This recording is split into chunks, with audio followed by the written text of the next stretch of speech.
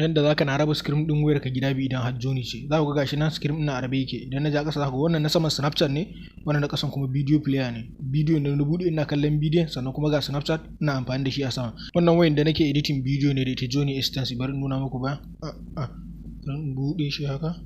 Bari nuna muku bayan. Idan muka juye bayan za ku ga gashi nan Joni ce S10C. Joni bari nuna muku. Za ku ga gashi nan Joni S10CL. So wannan Joni ce. Idan har kai ma kana amfani da Joni so sai ka shiga bidiyon ka, bari nuna maka yadda zaka yi. In ka fita face yanzu ka bude, bari mu ja wancan sama. Idan ka tura shi sama haka ya fita.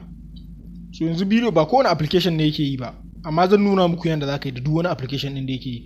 Idan har kuma kana so yi maka kowane application to sai ka download application din a wajen description. Ka bude Snapchat ɗinka haka sai ka taɓa nan wajen minimize nan gefen bari ne zoom sai nan gefen sai ka taɓa shi haka. In ka taba shi hakan nan bari ne zoom za ku ga hinan split. Bari dishi yawa ga shi nan za ku ga nan split. Wannan split din shi za ka taba. Akwai application din da in ka zo don split din zai nuna maka cancel. To idan ka taba split a bidiyon ka ga hinan za ku ga ga shi nan Zenda split din yayi cancel. Bari nuna muku. Inda ja kasa contacts ma za ku ga hinan split din yayi cancel. Contacts saboda kira kenan. Shi kuma Zenda saboda wannan security na scanning din. Idan har kana so ka tura abu sai sa ba za su baka dama kai split din ba. So contacts da Zenda ba sai, amma kamar Snapchat da yake yi idan har kana so za ka iya raba tare da video player da kuma hero application. Kana taba da split nan na Snapchat za ku ga hinan screen din ya rabi gida biyu.